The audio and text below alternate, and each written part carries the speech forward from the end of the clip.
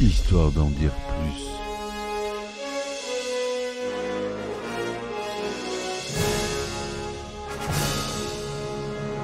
Eh ben attendez, on est en France. Allez, cul sec. Hop.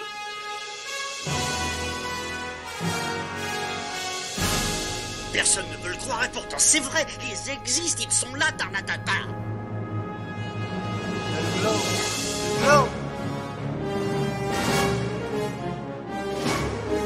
Il faut qu'on pète.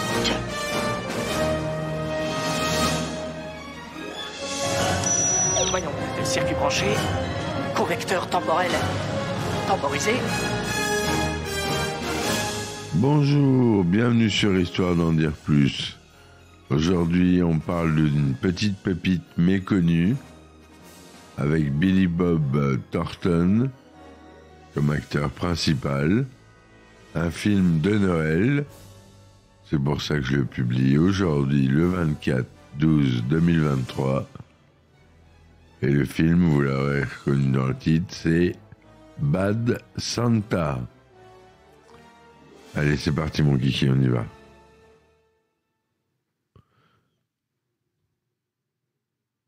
Alors, Bad Santa, c'est une comédie d'humour noir américaine, réalisée par Terry Zwigoff, sortie en 2003. Le film raconte l'histoire de Willie, joué par Billy Bob Thornton, un cambrioleur alcoolique et cynique qui se fait passer pour le Père Noël dans les centres commerciaux pour voler les coffres-forts. Il est accompagné de son complice Marcus, Tony Cox, un nain qui se déguise en elfe, et chaque année, ils réussissent leur coup jusqu'à ce qu'ils arrivent à Phoenix, où ils rencontrent des obstacles imprévus.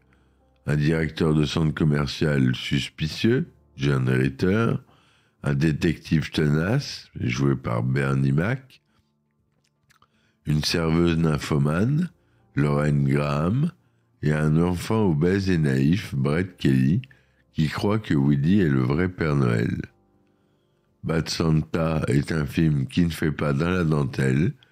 Il est rempli de dialogues vulgaires, de situations scabreuses et de personnages antipathiques.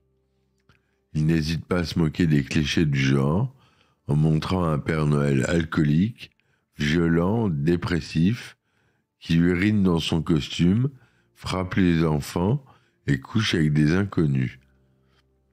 Le film ne cherche pas à émouvoir ou à faire passer un message, mais à faire rire par l'absurde et le politiquement incorrect. Il s'adresse quand même à un public averti, qui apprécie l'humour noir et grinçant. Bad Santa est aussi un film qui surprend par sa réalité. Il bénéficie d'une réalisation soignée, d'un scénario original et d'un casting impeccable. Billy Bob Thornton livre une performance remarquable en incarnant avec brio un anti-héros détestable mais attachant. Il est bien entouré par Tony Cox, John Ritter, Bernie Mac et Lauren Graham, qui apportent chacun leur touche d'humour. Mention spéciale à Brett Kelly, qui joue le rôle du gamin naïf avec une candeur désarmante. Le film a reçu des critiques positives de la part des médias et du public et a connu un succès commercial. Il est devenu un film culte pour les amateurs de séries noires, de comédies noires, dont votre serviteur est fan, évidemment. Bad Santa est un film qui se moque des clichés du genre comique de Noël, en montrant une vision désabusée et sarcastique de la société américaine. Le film joue sur le contraste entre l'ambiance festive et joyeuse des décors et la personnalité dépravée et nihiliste du héros. Le film a été salué par la critique pour son humour noir, son scénario original et ses dialogues cinglants, ainsi que pour la performance de Billy Bob Thornton dans le rôle principal. Le film a également connu un succès commercial rapportant plus de 76 millions de dollars au box-office mondial pour un budget de 23 millions. Le film a donné donné lieu à une suite, Bad Santa 2, sortie en 2016. On parlera un peu plus tout à l'heure. Le film a été réalisé par Terry Zwigoff, connu par ses documentaires Crump et Ghost World, et a été produit par les frères Cohen, célèbres pour leurs films Fargo, Big Lebowski, etc. Vous connaissez bien les frères Cohen, hein? J'en ai assez parlé. Le scénario a été écrit par Glenn Ficarra et John Reca, qui ont ensuite réalisé les films I Love You, Philip Morris et Crazy Stupid Love. La production du film a été marquée par plusieurs difficultés et conflits. Tout d'abord, le choix du réalisateur a été compliqué. Les frères Cohen avaient initialement pensé à Barry Sonnenfeld, qui avait travaillé avec eux comme directeur de la photo sur leur premier film. Mais Sonnenfeld a décliné l'offre, estimant que le scénario était trop vulgaire et méchant. Les Cohen ont alors contacté Terry Zwigoff, qui avait impressionné la critique avec son film Ghost World, adapté d'une bande dessinée underground. Zwigoff a accepté le projet, mais il a demandé de réécrire le scénario avec son ami et collaborateur habituel, le dessinateur Daniel Klaus. Les Cohen ont accepté, à condition que le scénario original soit respecté. Zwigoff et Klaus ont donc retravaillé le scénario en y ajoutant plus de profondeur psychologique et de satire sociale. Ils ont notamment développé le personnage de Thurman Merman, un enfant obèse et naïf qui croit que Willy est le vrai Père Noël et qui l'accueille chez lui. Ils ont aussi renforcé le rôle de Chou, la serveuse qui tombe amoureuse de Woody malgré son comportement odieux. Ils ont également modifié la fin du film en la rendant plus sombre et ambiguë. Le casting du film a également posé problème.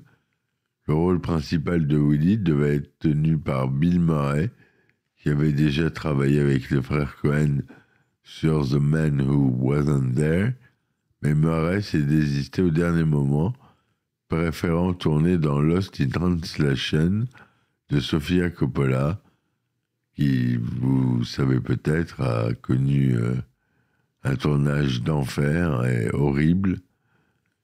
Et à peine sorti, le tournage n'a jamais été fini. Enfin, c'est un enfer, ce film.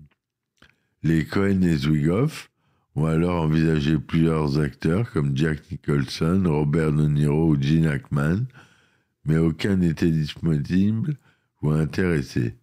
Finalement, ils ont choisi Billy Bob Thornton, qui avait déjà joué dans The Man Who Wasn't There et qui avait une image d'acteur rebelle et décalée.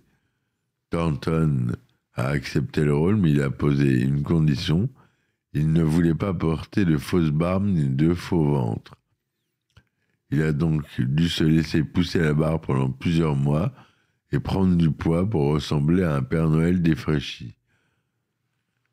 Le rôle de Marcus, le nain complice de Woody, a été attribué à Tony Cox, un acteur spécialisé dans les rôles de petite taille. Cox avait déjà joué dans des films comme Beetlejuice ou Spaceballs. Il a apporté une touche d'humour noir et de cynisme au personnage, qui est le cerveau des cambriolages et qui méprise Willy pour son manque de professionnalisme. Le rôle de Thurman Merman, l'enfant qui croit en Willy, a été confié à Brett Kelly, jeune acteur canadien qui faisait ses débuts au cinéma. Kelly a été choisi parmi des centaines d'enfants qui avaient auditionné pour le rôle. Il a impressionné par Zwigoff par son naturel et sa candeur. Le rôle de Chou, la serveuse amoureuse de Woody, a été tenu par Lauren Graham, connue pour son rôle dans la série Gilmore Girls. Graham a accepté le rôle car elle était fan des frères Cohen et qu'elle voulait jouer dans une comédie différente des comédies romantiques habituelles. Le tournage du film a eu lieu entre janvier et mars 2003, principalement à Los Angeles et à Phoenix. Le budget, on l'a dit, était de 23 millions de dollars, ce qui est relativement modeste pour une comédie hollywoodienne. Le tournage a été difficile pour Zwigoff, qui devait face à la pression des producteurs et des studios, qui voulaient un film plus commercial et consensuel. Zwigoff a dû se battre pour conserver sa vision du film, qui était plus sombre et plus provocatrice que celle des producteurs. Il a notamment dû défendre le film la fin qu'il avait écrite avec Close, qui montrait Willy se faire tirer dessus par la police et s'en sortir miraculeusement, sans savoir s'il était mort ou vivant. Les producteurs voulaient une fin plus heureuse et plus claire, qui montrait Willy s'enfuir avec Shue et Thurman. Zwigoff a refusé de changer la fin, arguant qu'elle était plus fidèle à l'esprit du film et qu'elle laissait le spectateur se faire sa propre opinion. Le film a été monté par Robert Hoffman, qui avait déjà travaillé avec Zwigoff sur Ghost World. Hoffman a dû faire face à plusieurs contraintes, comme la durée du film qui devait être inférieure à 90 minutes, ou la censure qui devait limiter les scènes de violence et de sexe. Hoffman a donc dû couper plusieurs scènes du film, comme une scène où Willy se masturbait dans un dressing, ou une scène où il frappait un enfant handicapé. Il a dû aussi atténuer certaines scènes, comme celle où Willy se fait tirer dessus, ou celle où il couchait avec Shue dans une voiture. Le film a été présenté en avant-première au Festival international du film de Toronto en septembre 2003. Il a reçu un accueil mitigé de la part de la critique et du public, qui était partagé entre le rire et le malaise face à l'humour noir et politiquement incorrect du film. Certains ont salué le film comme une comédie originale et audacieuse qui osait montrer un Père Noël détestable et pathétique. D'autres ont détesté le film comme une comédie vulgaire et méchante qui insultait l'esprit de Noël et les valeurs familiales. Faut toujours qu'il y en ait qui ne soient pas contents. Le film a été classé R aux États-Unis, c'est-à-dire interdit aux moins de 17 ans non accompagnés, et classé en France, évidemment, moins de 12 ans seulement.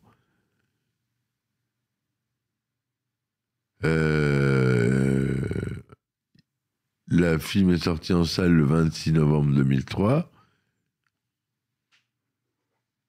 Il a été mieux accueilli en Europe qu'aux États-Unis, où il est considéré comme une comédie culte par certains fans, dont je fais partie. Le film a également connu un succès en vidéo, où il s'est vendu à plus de 5 millions d'exemplaires. Le film est réédité en 2006 sous le titre Bad Santa The Director Cut, qui contenait des scènes supplémentaires et une version longue de la fin. Le film a eu une suite en 2016 intitulée Bad Santa 2, réalisée par Mark Waters et écrit par Johnny Rosenthal et Shona Cross. Le film réunissait Billy Bob Thornton, Tony Cox et Brett Kelly, qui reprenaient leurs rôles respectifs de Willy, Marcus et Thurman. Le film introduisait également de nouveaux personnages comme Sunny Soak, la mère de Willy, jouée par Kathy Bates, ou Diane Hastings, la directrice d'une association caritative, jouée par Christina Hendricks. Le film racontait comment Willy et Marcus se retrouvaient pour braquer une association caritative à Chicago avec l'aide de Sony et l'opposition de Diane. Le film a été un échec critique et commercial, ne rapportant que 23 millions de dollars au box-office mondial. Il a été jugé comme une suite inutile et ratée qui ne retrouvait pas l'humour ni le charme du premier film. Je ne suis pas d'accord avec cet avis, je trouve que c'est une bonne suite. Elle mérite d'être vue, donc je vous invite à voir les deux films. Bad Santa est donc un film à voir si vous aimez rire sans tabou ni morale. Il vous fera passer un moment divertissant et décalé, loin des films de Noël traditionnels. Mais attention, il n'est pas à mettre entre toutes les mains. Voilà mes amis, c'était l'épisode de Noël. Bad Santa, un film que j'affectionne tout particulièrement. Je vous invite à le voir. Si vous ne l'avez pas vu, je crois qu'il est disponible sur Netflix ou sur Prime Video, un des deux. Pas sur Disney, mais sur Netflix. Je crois que c'est Netflix. Je vous dis à très vite pour un nouvel épisode. Je vous souhaite de joyeuses fêtes. Passez une bonne année, début d'année 2024. On se retrouve très vite pour un nouvel épisode. Je vous dis ciao, ciao. Suivez-moi sur mes plateformes. N'oubliez pas qu'à la fin du mois, on n'aura plus votre player préféré. Parce que je vois qu'il y a beaucoup de lectures qui se font sur l'ancienne adresse. Vous ne pourrez plus écouter le podcast, mais le podcast existera toujours. Il sera disponible sur d'autres plateformes, le temps que votre plateforme soit changée. Donc, n'hésitez pas à continuer à écouter Histoire d'en dire plus, ça ne s'arrête pas. Voilà, c'était le mot de la fin. Je vous dis à très vite et ciao, ciao. Histoire d'en dire plus.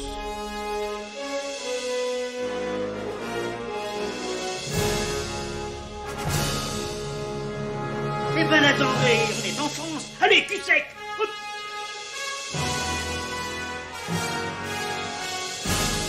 Personne ne veut le croire et pourtant c'est vrai, ils existent, ils sont là, Tarnatata. No. No. Il faut qu'on pète.